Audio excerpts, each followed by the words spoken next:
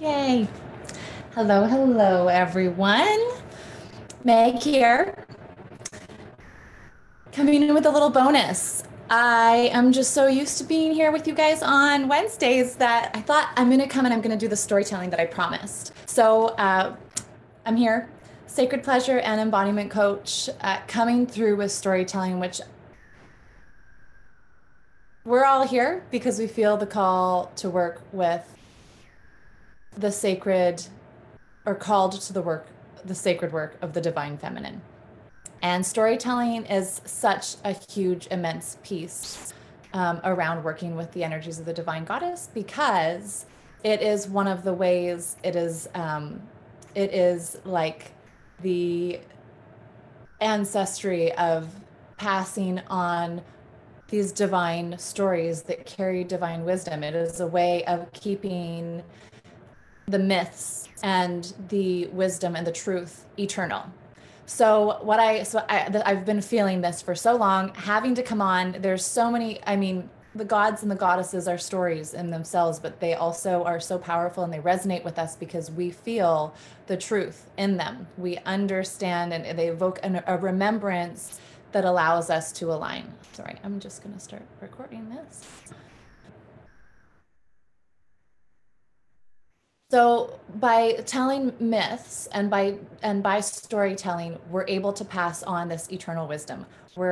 And through that, through so many of our spiritual practices, we are able to pass on this eternal wisdom. We're able to keep it here present in this 3D field, right? In this realm here on earth. And this is the power of our spiritual practice, whether it is meditation, whether it is a yoga practice, whether it is breath work, whether it is dance.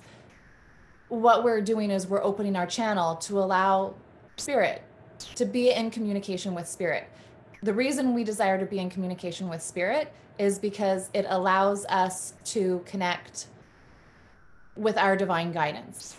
And it also allows for the wisdom of our spiritual team, guides, ancestors, angels, star family, galactic family. It allows them to bring this eternal wisdom through our channel to earth. And so storytelling is the reverberation of this divine wisdom. It's already here. So by learning to storytell and by storytelling, we are in part passing on this wisdom and we are keeping that eternal truth here present in our reality. So it is such a beautiful, powerful piece of the divine feminine practice. I would love to hear, and I can't see who's here with me on Facebook, so hello to everyone, but tell me, who feels this connection to storytelling? Today, the story, and I'm going to read it, so I feel like this, as a retired school teacher, I just love this whole idea of storytelling, and I'm so excited that I get to share one of these goddess stories. And this is probably one of my favorite stories in terms of gods and goddesses. So it is the story of Ishtar and Tammuz. And it's so powerful. And I would love to, as I'm reading it, the pieces that resonate with you, or even if it's like, oh my gosh, I've lived that, share in the comments, because this is also how we anchor in eternal wisdom, is when we share our experience of it and others get to witness that others are experiencing this divine connection. It's this permission piece. When we speak it out, it gives others permission to go, wow, I'm experiencing this too. And then we can celebrate that we are these divine creatures experiencing the divine in our lives, because this is what tends to get forgotten. Okay, so the story of Ishtar and Tammuz. So one day while hunting, Tammuz was gored by a wild boar and he died. This meant that Tammuz was forced to descend into the underworld. Overcome by grief, Ishtar decided to follow Tammuz into Hades. Knowing that such a journey might cost her life, telling only her sister where she was going, Ishtar began her perilous descent. But to reach Hades, she had to pass through the 7 gates of hell. We see this in a lot of stories. There's often these gates that we have to pass through. And at each gate, she was forced to give away part of her divine power. We also see this in Christianity. When she arrived at the first gate, the guardian recognized her immediately and greeted her, saying, "Hail, Ishtar, queen of heaven. What are you doing here? You are not dead and you have not died. You have no need to go into the underworld." But Ishtar bowed and addressed the guardian with respect. "Brave gatekeeper, I come to find my beloved Tammuz. He has died and left the cities of heaven. Have you seen him? Has he passed this way?" The gatekeeper nodded, "Yes, but I cannot permit you to pass while you still wear your diadem of sacred illumination." He was talking about her crown, the crown that let her see into the other worlds. Slowly, Ishtar reached up and took off her diadem. "Gladly, I will give up the crown of heaven for the sake of my love," she murmured. "Then you may pass," the gatekeeper said, bowing as he let her go. And I love this too, is because this is, again, in such reality, right? When we have to, when challenges present us, that there are challenges that are coming into our life to challenge our dedication to our path. So this might be a very difficult thing to give up. But here I'm going to do it for the sake of my love, whether this is a love for her beloved or whether this is a love for some beloved in her life or our lives, as we can relate to it. "So then you may pass," the gatekeeper said, bowing as he led her by. At the second gate, Ishtar was greeted by the next guardian, and this time the gatekeeper ordered her to give up her necklace of speech. This was not the power to speak as mortals do, but the power to command creation with a word. Once again, Ishtar yields up her power for the sake of love. I also love this too, the crown to see into other worlds, which with meditation, this is a practice that allows us this capacity to see into other worlds, to create the power to command creation with a word. This is one of our divine powers, right? Our word is our creation. So she yields her powers for the sake of love. At the third gate, Ishtar was asked to surrender her bracelets of manifestation, the golden wristbands that allowed her to manifest her heart's desires. Inclining her head in submission, she took off her golden bands and passed through. Then at the fourth gate, Ishtar was asked to surrender her bejeweled girdle, which amplified the powers of her third chakra. And the third chakra, root, sacral, solar plexus. So the solar plexus is where our dharma, our willpower, our courage resides. At the fifth gate, Ishtar was made to yield her royal scepter. This means through which she could command the elements. At the sixth gate, she relinquished her sandals, the golden shoes that gave her the power to fly. And finally, at the seventh gate, Ishtar was asked to surrender the golden tunic that made her impervious to death. Thus, naked and alone, Ishtar arrived in the underworld, naked, mortal, and completely vulnerable. Doesn't that just sound like the human experience? Now, one of the things that happens when people come into the underworld is that they begin to lose their memories, just as souls do when we are born on Earth. So Ishtar knew that she had little time to locate Tammuz, or she would forget her purpose. Anything resonating for anyone?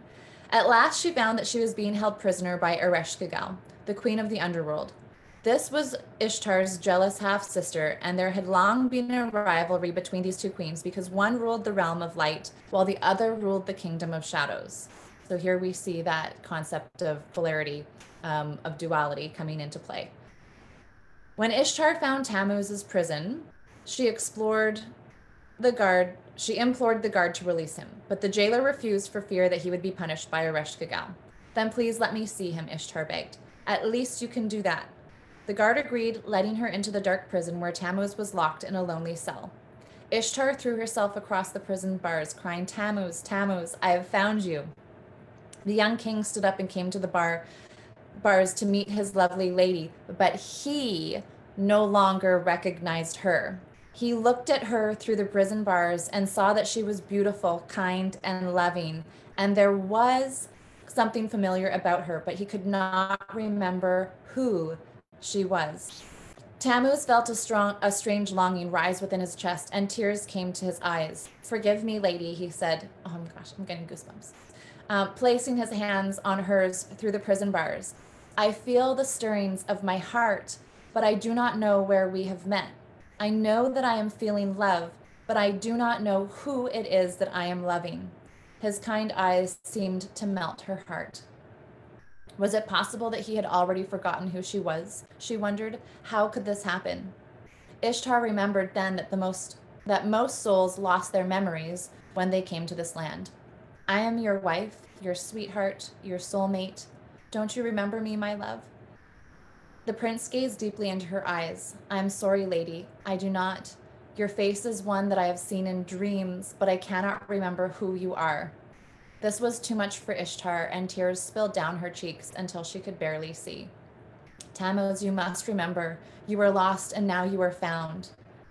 The prince placed a hand upon his heart. Lady, I know that I am lost, but I no longer remember where my home is. So human. I love this. Ishtar wept. Your home is in heaven, my love, and you must leave this prison now before it is too late. Tammuz looked regretful. I have no power to leave here on my own. Only the Queen of Shadows can release me now. Ishtar could not believe her ears. Tammuz had forgotten his divine nature and did not know he came from heaven. He was trapped in the world of amnesia and shadows. Slowly, Ishtar wiped her eyes, and she said, Then I will do it for you, she cried. I know who you are, and you must awaken from the dream. Oh, this empowered feminine, right? The power of this divine, of this is the power of the goddess. And this is what we have seen over the past 2 years. This is what is bringing us into this group, Women of Magdalene, is this is the power of the feminine, is the power to say, I will do it for you. I know, to see in others, I know who you are, and the desire to awaken them from the dream. So she laced her fingers in his and kissed his lips. For a moment, something stirred inside him. Then it was gone. Until I return, my love, she promised. Do not forget me. I will return, I promise. So Ishtar traveled to the palace of the Queen of Shadows, who sat upon her throne with red flames burning all around her. Couriers in black glided to and fro in the great hall as Ishtar waited for an audience. At last she was summoned before Ereshkigal, wearing only a robe that the stewards of the court had given her to hide her nakedness. I love it. But now Ishtar had begun to lose her own memories, so all she could remember was that she had come to free her beloved soulmate Tammuz. Ishtar knelt before the Dark Queen's throne and bowed. Your Majesty. Rise, Ereshkigal commanded, seeing that her hated half-sister was before her for the first time in submission. Why have you come to the underworld? Why are you here? Ishtar raised her chin. I have come to ask that you release Tammuz from prison. That's all that I can remember. That's all I know. Ereshkigal realized then that her half-sister Ishtar had succumbed to the same amnesia that grips even the mortals who enter the world of light and shadows. Ishtar was completely in her power, in Ereshkigal's power. This was going to be delightful, to finally torture her overconfident sister. And what if I do not release him? Ereshkigal spat off. You have no power in this land. What are you going to do about it? Bravely, Ishtar lifted her chin, again, goosebumps, and answered, Better to remain on earth, where love is, than to return to heaven, where love is not. This was the last thing that Ereshkigal had expected. Was Ishtar saying that she would rather remain in the world of shadows than to reign in heaven? That Ishtar would give up her power for the sake of love? This was not the way that Ereshkigal remembered her proud sister. Yes, there was love in her land, even though you had to look for it. There were birds and flowers, life and beauty, even though the immortals did not often come here. If Ishtar could see the beauty in the simple creatures of earth, then perhaps Ereshkigal had misjudged her after all. The queen rose from her chair and began to give her famous speech. Blessed are those who love my sweet earth, who love the clear running waters, the smell of fresh soil, the grace of the stag, and the majesty of the lion. Blessed are those who can see the divine beauty in all of nature, and who there is no separation, who know there is no separation from heaven. Ereshkigal lifted her arms and gave Ishtar her memory back. Suddenly, Ishtar realized where she was and who she was kneeling before. She rose to her feet and opened her arms in welcome. Come, my sweet sister, I embrace you as myself. The two sisters came together in understanding, two aspects of the Great Mother who encompass all things. The light and the dark were returned to balance, and the lovers were reunited in sacred union, returning to heaven in celebration and love.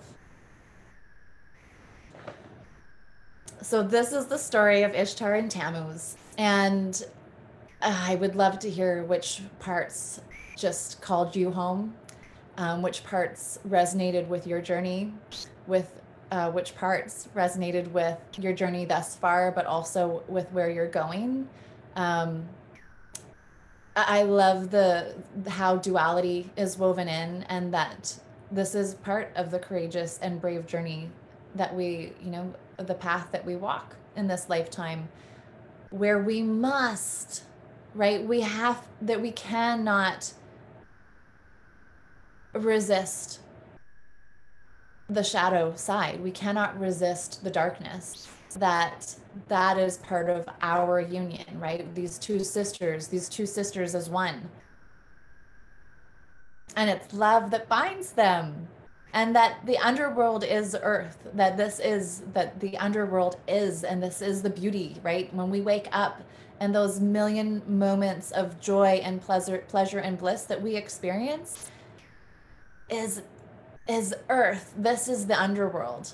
So I think it's so beautiful. And this is, like I said, through storytelling and through our practices and the ways in which we honor our temple and practice opening our temple to allow this divine, to allow the heavens to enter our bodies and anchor it here on earth.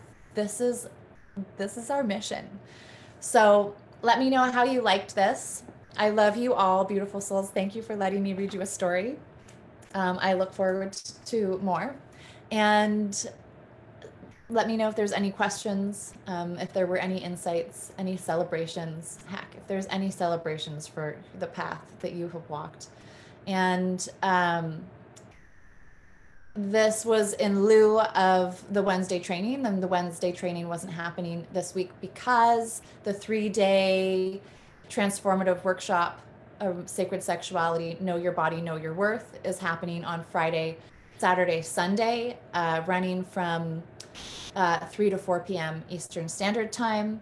And so this is the only time this one will be free also. So sign up and come be at this one. There's 20 beautiful, beautiful goddesses who've already registered. And I'm sure there will be plenty more before we start on Friday. So come and be with us in space. And this whole workshop, this is Know Your Body, Know Your Worth, that the more that we can connect and understand our body and its physicality, the more that we understand the womb, and come to the awareness of its power as this portal to our creative power in this lifetime, the more that we can understand that and connect with that and learn to work with that, this is how we deepen our connection to abundance and pleasure and the experiences we desire, is by working with this power. But we have to, just like everything, become more familiar with it. So if you are ready to become more familiar with that, if there are things that you are desiring, if there is more abundance that you are calling in, come and join me for this next 3 days, because that is what that's what we're talking about. And that is, these are all practices and bits of embodiment practices and teachings that are going to help you to inhabit that, teaching you to channel and be that channel, be that inhabitation of the divine, so that you can bring it with full force into your reality. And when you are inhabiting the divine, when you are moving that eternal wisdom through the world, we're doing this for ourselves because it feels good, but we're doing this for Gaia, right? She needs us to anchor in this divine eternal wisdom. She needs us, and it ripples out into the world around us. And when we do that, this is by nature how we experience more abundance. So sign up. I will put the link below. And it's also a couple other places on just the homepage of Women of Magdalene. So come and join me and those incredible souls. Thank you so much for being here for story time. And I will be back next Wednesday for our Wednesday training. So hopefully I see you all then too. All right, sending you so much love. Talk to you soon, beautiful women.